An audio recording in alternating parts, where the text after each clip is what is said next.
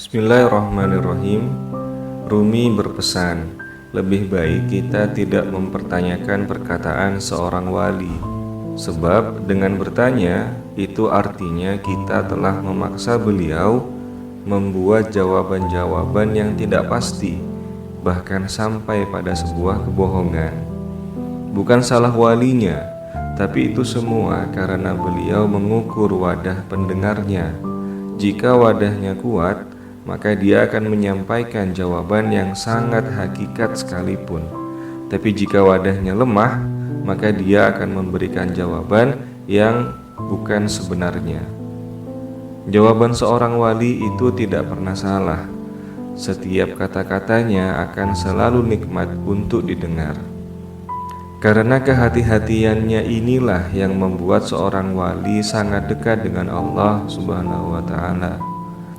Tidak mungkin manusia bisa dekat dengan Allah jika jiwa dan raganya masih dipenuhi kotoran. Hanya manusia yang suci yang dapat mendekat dengan Dia yang Maha Suci.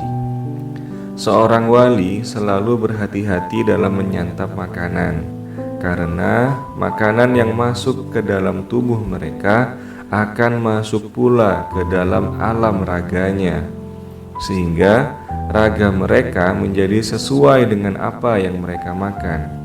Jiwa mereka ibarat sebuah cermin yang sangat jernih, memantulkan dengan sempurna apa saja yang ada di hadapannya. Oleh karena itu, jika seorang wali pernah memiliki pikiran yang buruk, sikap yang buruk, bahkan akhlak yang dinilai buruk, itu semua merupakan pantulan dari apa saja yang ada di hadapannya. Wirid para wali bukan lagi dengan lisan, tapi wirid para wali adalah dengan tindakan. Gerak tubuhnya yang senantiasa berusaha untuk beribadah kepada Allah Azza wa Jalla. Maka tidak hanya dalam masjid atau tempat suci saja, di tempat yang kotor dan penuh dosa sekalipun, asal jiwanya tidak henti memandang kepada Sang Pencipta, maka apapun yang ia lakukan di tempat itu adalah bentuk wiridnya.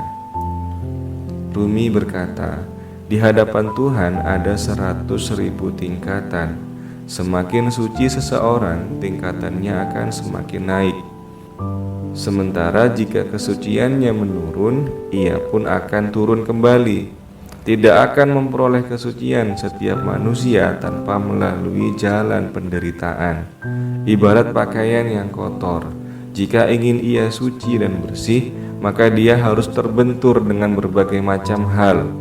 Terbentur batu, terbentur air, bahkan terbentur dengan dirinya sendiri. Baru setelah itu ia akan suci dan bersih.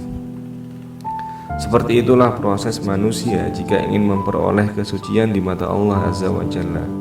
Makom yang tinggi tidak digapai dengan kesenangan dan kenyamanan yang semu, melainkan digapai dengan penderitaan dan kesabaran yang diridhoinya.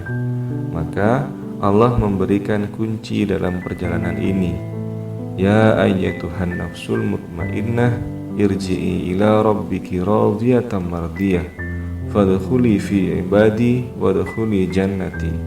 Wahai orang-orang yang hatinya tenang, pulanglah kalian ke haribaan Tuhanmu, masuklah ke dalam golongan hamba-hambaku, dan masuklah ke dalam surgaku.